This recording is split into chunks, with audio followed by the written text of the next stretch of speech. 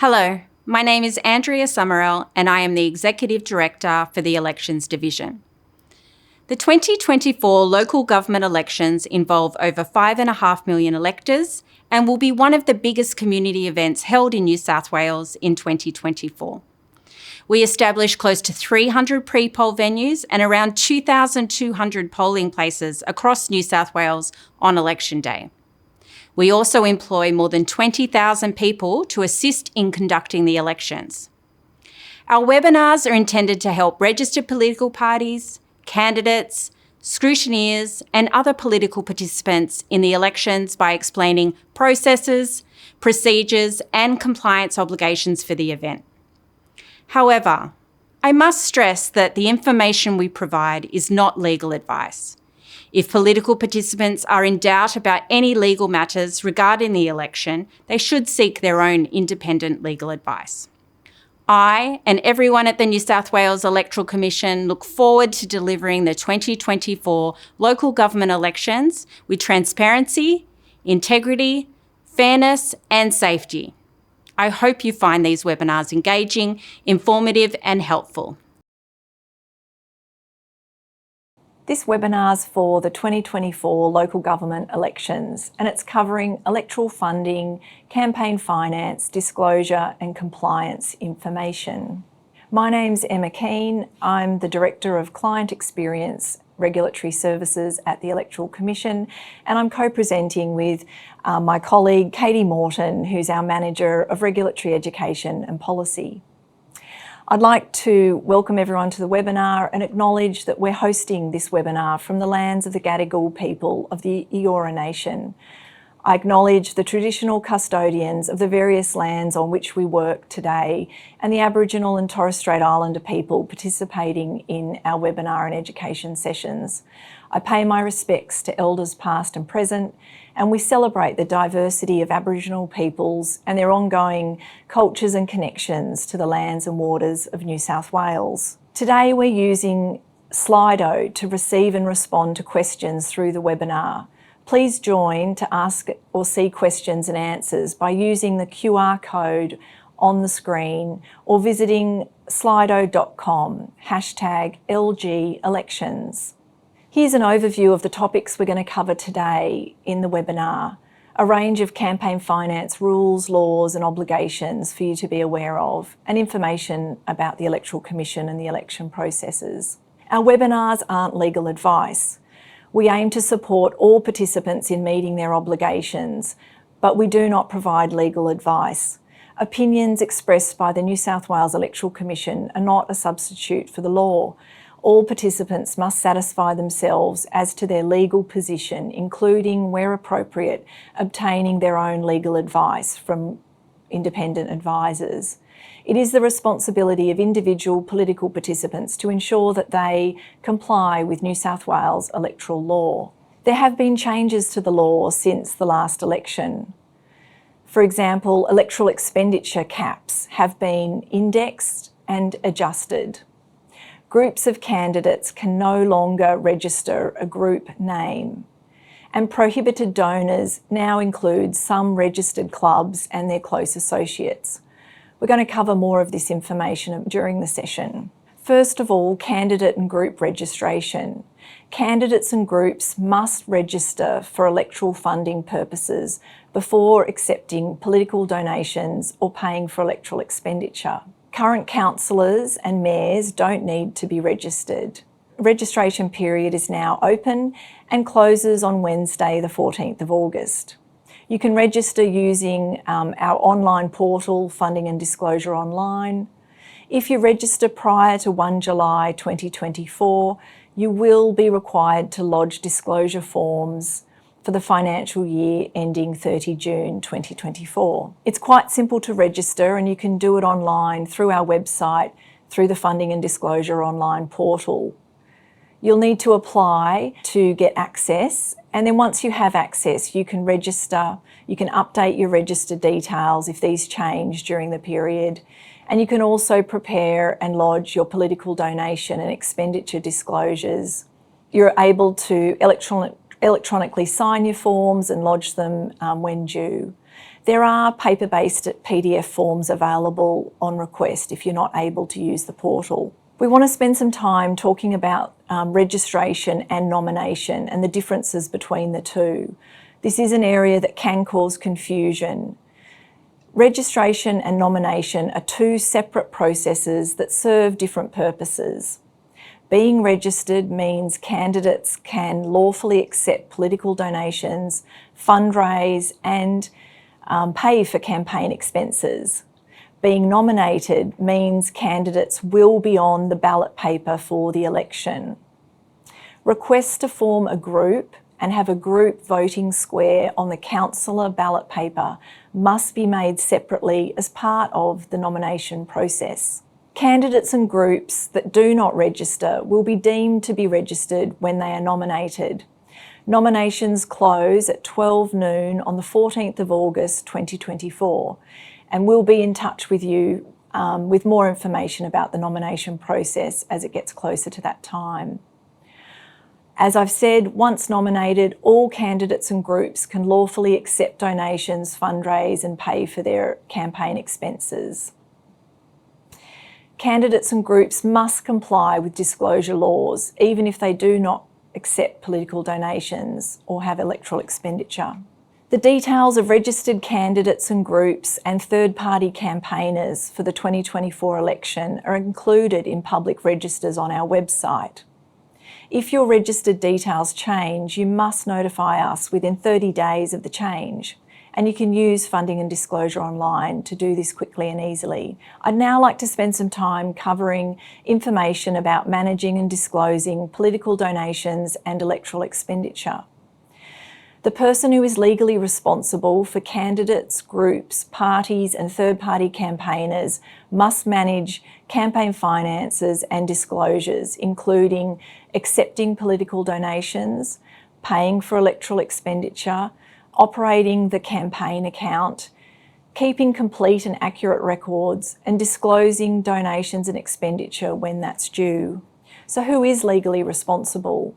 Each candidate, including those in groups, is personally responsible for managing and disclosing their own political donations and electoral expenditure. The lead candidate for each group is responsible for managing and disclosing the group's political donations and electoral expenditure. The political donations and electoral expenditure of a group must be managed and disclosed separately from the donations and expenditure of each candidate in the group. Campaign accounts. This is an important area of the law which often people are not very aware about. A candidate or group must open a campaign account before accepting $1,000 or more in donations and before incurring $1,000 or more in electoral expenditure. The candidate must be a signatory on the account, and the lead candidate of a group must be a signatory on the group's account. If there's less than $1,000 in donations or expenditure, a campaign account does not need to be used, but donations and expenditure must still be recorded and disclosed. A campaign account used by a candidate or a group at a past election can be reused. If there are funds remaining in the account from a past election, the funds must be dispersed according to the rules. And then you can start using the campaign again for this 2024 election. The campaign account must be used to pay for electoral expenditure and deposit political donations that are used to pay for the electoral expenditure. Minor payments of $50 or less, totaling $1,000 or less, can be paid outside of the campaign account, but must still be recorded and disclosed. A candidate can pay their own funds into their own campaign account. Such payments are not subject to caps, but must be disclosed. A candidate who is a member of a group can pay their own funds to the group's campaign account, but such contributions are political donations from the candidate to the group. These contributions must be disclosed as political donations made by the candidate and received by the group. And the caps that apply to donations apply to these contributions. These donations must not exceed the lawful cap amount and must be disclosed. In relation to political party accounts, each party must use their local government election campaign account to pay for the party's electoral expenditure for local government elections. The local government campaign account must be separate to other accounts held by the party. There are restrictions on what can be paid into the party's local government campaign account. Examples of what can be paid into the account include political donations to the party, which must be within the cap, and funds borrowed by the party. So to recap, what is a political donation in New South Wales? It is a gift made to or for the benefit of a party or group of candidates. It's also a gift made to or for the benefit of an elected member or candidate, used or intended to be used for an election, or for an elected member's duties as an elected member, or to make a political donation, or to incur electoral expenditure, or to reimburse the elected member or candidate for making political donations or incurring electoral expenditure. Examples of political donations are shown on the screen. These include money, free or discounted services or goods, non-monetary gifts, tickets and other items for a fundraiser, political party membership and affiliation fees, uncharged and discounted interest on loans, transfers between a party, elected member, group or candidate, transfers between party branches, and transfers between different parties. It's important to understand that there are two categories of political donations, and you'll need to be aware of this for your record keeping and disclosure purposes. There are small political donations. These are single donations of less than $1,000 or multiple donations of less than $1,000 made by the same donor to the same recipient in a financial year that in aggregate are less than $1,000. And secondly, there are reportable political donations. These are single donations of $1,000 or more, or multiple donations of less than $1,000 made by the same donor to the same recipient in the financial year that in aggregate are $1,000 or more. In New South Wales, there are caps on political donations. Additionally, indirect campaign contributions that exceed certain threshold amounts are prohibited, and the threshold amounts are equal to the caps on political donations. We'll cover that shortly. On the screen, you can see the cap amounts for New South Wales. For the financial year to 30 June 2024, the donation cap to registered parties and groups of candidates is $7,600. The donation cap amount to unregistered parties, candidates, elected members, third-party campaigners and associated entities is $3,600. For the financial year to 30 June 2025, the amounts go up to $7,900 and $3,800 as applicable. Political donations accepted from a donor in the financial year must not exceed the applicable caps. Contributions made by a candidate to finance their own campaign are not political donations and are not subject to the donation caps. Contributions made by a candidate who is a member of a group to pay for the group's expenditure are political donations and are subject to the applicable donation caps. There are a number of aggregation rules that apply to donation caps.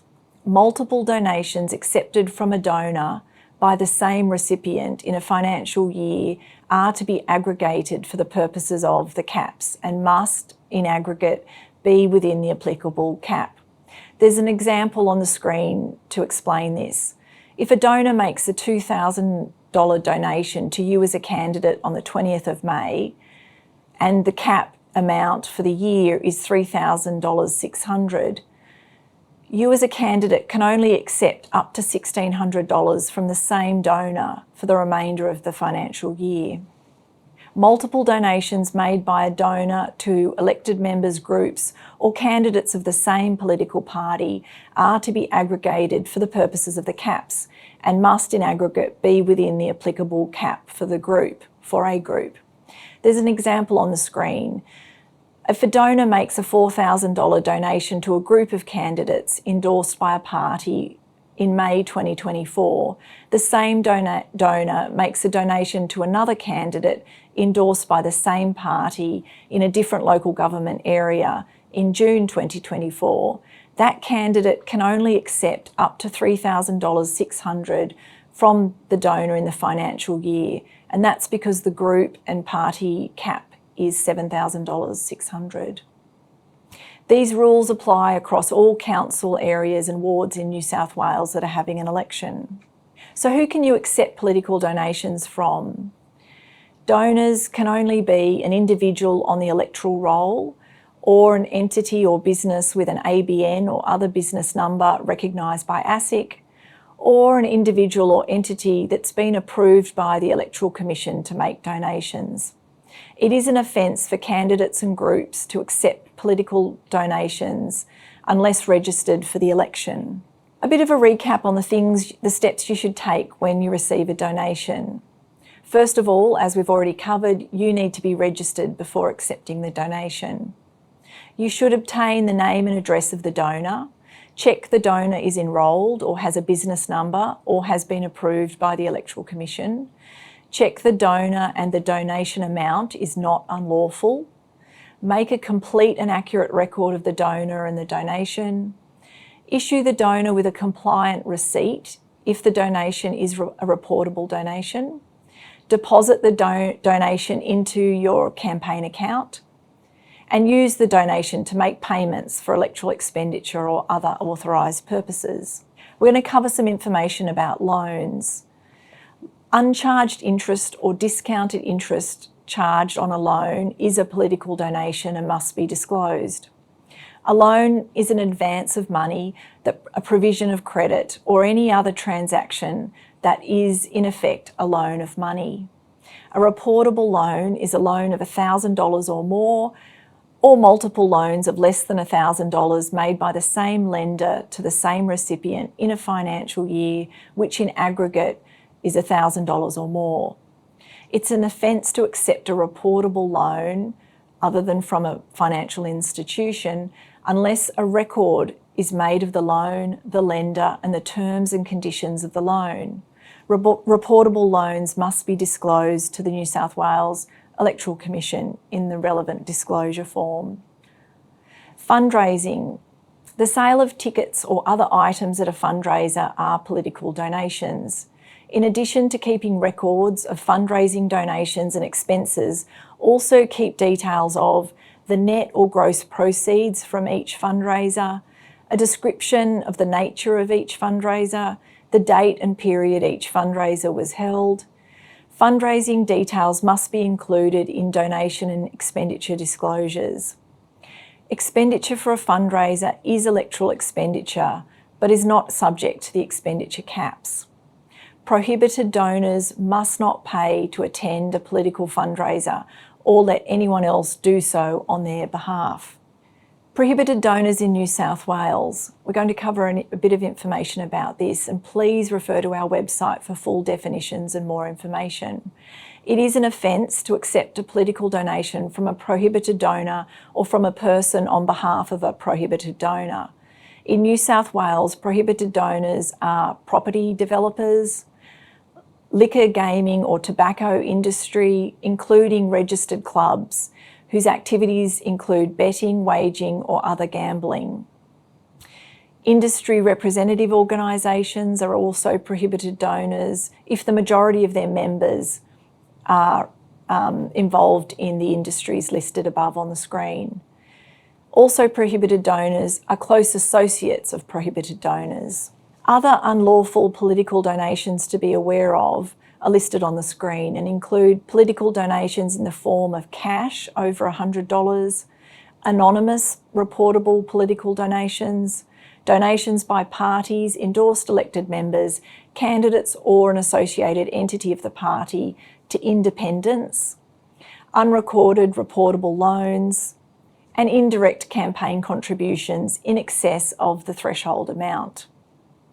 It is an offence to accept or make political donations exceeding the cap on political donations. I'm going to cover some more information about indirect campaign contributions. any of the following made to or accepted by a party, elected member, candidate or group is an indirect campaigner contribution. Free or discounted office accommodation, vehicles, computers, or other equipment used for an election campaign. Payment of a party, elected member, group or candidate's electoral expenditure for advertising or other purposes. And the waiving of a party, elected member, group or candidate's electoral expenditure for advertising or other purposes. Indirect campaign contributions valued at more than certain threshold amounts are unlawful and must not be made or accepted. The threshold amounts are the same as the caps on political donations, which we've already covered. Unlawful indirect campaign contributions don't include volunteer labour or the incidental or ancillary use of a volunteer's vehicle or equipment, anything done by a party for its endorsed candidates as arranged by the party agent. I'm now going to hand over to Katie Morton to take you through the remaining slides. Thank you. So I'm going to talk about electoral expenditure. So what's considered to be electoral expenditure is important to understand as a candidate.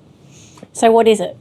It's expenditure to promote or oppose a party or a candidate, or expenditure to influence voting at an election. There are certain types of expenditure that is defined as electoral expenditure, which includes advertising, production and distribution of election material, internet telecommunications, stationery and postage, employment of campaign staff, office accommodation for candidates and campaign staff, travel and accommodation for candidates and campaign staff, and campaign research and fundraising. Electoral expenditure does not include the costs of electing a member to a parliament other than New South Wales, expenditure on factual advertising for a meeting to be held to select a person to nominate as a candidate, meetings for the organisational purposes of a party, and the administration of parties. So why is it important to know what is electoral expenditure? It's because there are caps that apply to electoral expenditure that is incurred at certain times. For the 2024 local government elections, there is a cap from 1 July 2024 up to and including election day. Is an offence to incur electoral expenditure that exceeds the cap. There are penalties that apply. Expenditure is incurred when the goods or services are received or the advertising is broadcast or published. Some examples of electoral expenditure which is not subject to the cap include travel and accommodation costs for candidates, office accommodation for campaign officers up to $20,000, although expenditure above that amount must be included in the caps, and the costs of fundraising. Electoral expenditure which is incurred, regardless of whether it was incurred during the capped expenditure period or is not subject to the cap, must still be disclosed to the New South Wales Electoral Commission. The expenditure cap that applies is based on the number of enrolled electors in the area or ward that is being contested, as well as whether you are a mayoral candidate. This table shows the relevant caps. The New South Wales Electoral Commission website has this information, as well as the number of electors for each area or ward. For example, there are 37,249 enrolled electors for Dubbo Regional Council area. So for the expenditure cap for the non-mayoral candidate would be $39,600. That area also has a mayoral election. So the expenditure cap for a mayoral candidate is $49,500. The expenditure cap that applies may also need to be aggregated for candidates who are a member of a party or a group of candidates. This means that if a party has an endorsed candidate or candidates and incurs electoral expenditure that is in that area or ward, and the candidate or candidates also incur their own electoral expenditure, the amount that the party spends in that area and the amount that the candidates spend in that area must be totaled together and must not exceed that expenditure cap. For a group of candidates, the expenditure incurred by the group and each of the members of the group must not exceed the expenditure cap. More information on that is available on our website. Before electoral expenditure of $1,000 or more is incurred, the candidate or group must be registered. Registration is a separate process to nomination, as we've already covered. Payments must be made from the local government campaign account, and there are rules about how the campaign account is operated, what can be received into and out of, and further information on that is also available on the website. It is important to keep complete and accurate records of any electoral expenditure that is incurred, including copies of invoices and receipts, as well as copies of any advertising material such as print or radio ads, how to vote material, posters and call flutes. A candidate or group may reuse election material that was used for a previous election, such as reusing posters or call flutes or reusing advertising material. The cost of the reused advertising material is subject to the expenditure cap when it is reused during the capped expenditure period, 1 July up to and including election day. Only the amount of reused material is subject to the cap and is required to be disclosed. We'll show an example next. It is important to keep clear, accurate records of what and how much is reused. Here's a simple example of how material can be recorded as being reused. So a candidate pays $400 for 8 election campaign posters in the last local government election. That expenditure was included on the disclosure for that financial year. The candidate decides to reuse 4 of those posters for this election period and distributes them during that capped expenditure period. So the portion that would be subject to the expenditure cap is $200, so 4 times, half the amount. When the candidate completes their disclosure, they will include $200 of material being reused. It's a requirement for all candidates and groups of candidates to make certain disclosures to the New South Wales Electoral Commission. This is the disclosure of what political donations have been received and what electoral expenditure has been incurred. These disclosures can be submitted using Funding and Disclosure Online portal. If you have not yet requested access to the portal, you can do so via our website. All disclosures are published on our website as well. So we'll look now at which disclosures are required to be made. Disclosure of donations and expenditure is required from the time that the candidate or the group is registered. It's still a requirement to make a disclosure if you have not received any donations or incurred any electoral expenditure in any of these periods that you are registered. These are called nil disclosures. Political donations are required to be disclosed every 6 months. The disclosure period from 1 January to 30 June is required by the 12th of August if you registered prior to the 30th of June. The disclosure period from 1 July to 31st December is required by the 11th of February 2025 for all candidates, groups and elected members. Annual disclosures of electoral material occurs annually. So that's the amount for each financial year. So for the financial year to 30 June 2024, those disclosures are due 22nd of September 2024 if you were registered prior to 30 June 2024. For all other candidates, as well as those registered then, the financial year to June 2025 will be due 22nd of September 2025. So you must submit disclosures for those periods. As you can see, some of these dates go well into next year, so it's important to keep your details up to date with us. Take note of these and keep an eye out for all of the reminders that we will send out, because we will let you know as these dates approach. Disclosures are submitted using Funding and Disclosure Online. If you haven't used Funding and Disclosure Online, you can request access via our website. There are also helpful how-to guides to step you how to complete those forms. The Funding and Disclosure Online allows you to see your previous disclosures, so you can see if something was what period, whether you've already previously disclosed something. You can see what's due and upcoming, as well as amending a previous disclosure if needed. If you don't have access, paper-based forms are available on our website. All disclosures must be submitted by the due date. It is an offence to not lodge by the due date. All disclosures must be completed and signed by the person who is legally responsible for the disclosure. As a reminder, for a candidate for local government elections, the candidate is responsible. For a group of candidates, the lead candidate of the group is responsible for lodging the disclosure for the group, but all candidates must also lodge their own individual disclosures. Requirements and obligations that have been covered in this webinar are enforced by the New South Wales Electoral Commission. There are offences to contravening the requirements of electoral and electoral funding laws. The New South Wales Electoral Commission can issue warnings, cautions, penalty notices and prosecute offences. Breaches of donations cap allow the New South Wales Electoral Commission to recover the amounts that were accepted unlawfully. Some of these offences will include unlawful use of a campaign account, accepting donations unlawfully, incurring or paying electoral expenditure unlawfully, not keeping complete and accurate records, and failing to comply with disclosure obligations. We have a mechanism for reporting if there's an allegation that any of those obligations have not been met. So an allegation or complaint that a person or obligation has breached electoral or electoral funding laws can be made to us.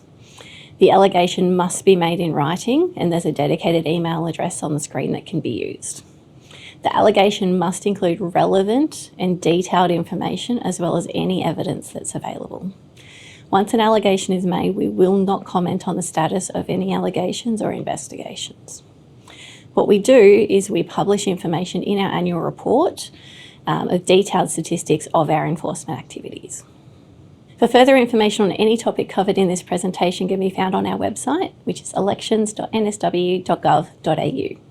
The website is also where you will access funding and disclosure online, can view the register of candidates and groups of candidates, fact sheets, and frequently asked questions. There is a 2024 local government elections specific information, including a calendar of key dates, webinar links, and election bulletins. Educational videos are also available, including in community languages. So these are the, on the screen you'll see the list of webinars that are planned and available. So that information is available on our website. The links to register have been sent out via